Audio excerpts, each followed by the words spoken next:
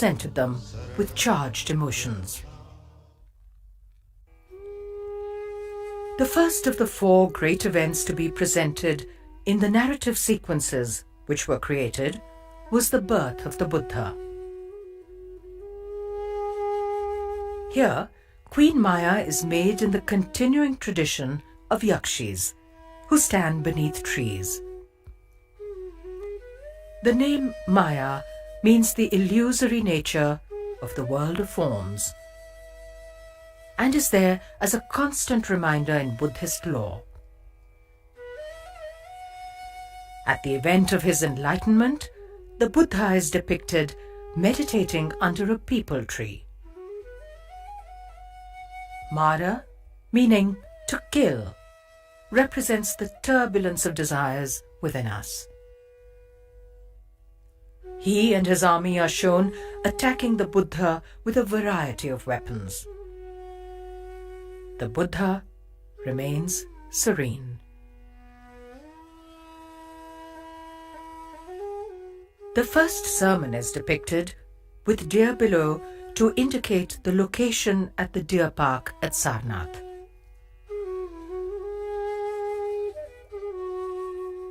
The final great event is the parinirvana of the Buddha, when he leaves behind the pains and shackles of his earthly body.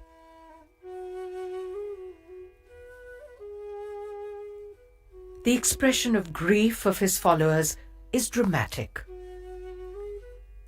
Only one, the monk Subhadra, is peaceful, as he is aware of the transitory nature of all life.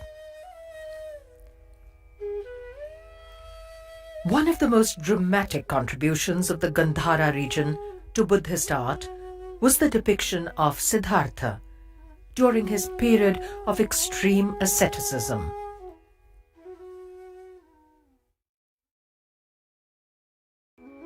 The narrative depictions and figures in the art of Gandhara were formulated by the end of the 1st century AD.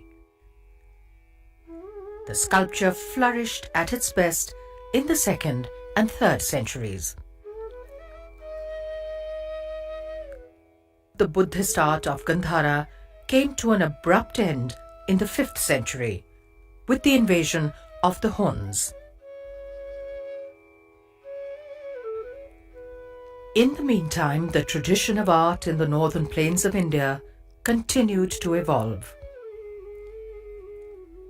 Mathura continued as a vital center of art. Sculptures made here have been found far and wide.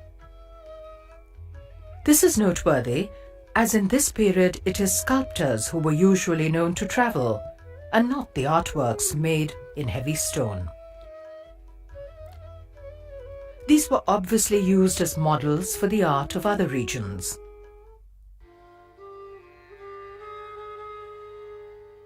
The portrayal of deities had become central to Indian art. These deities were the personifications of qualities. By meditating upon them, we awaken the best which is within us.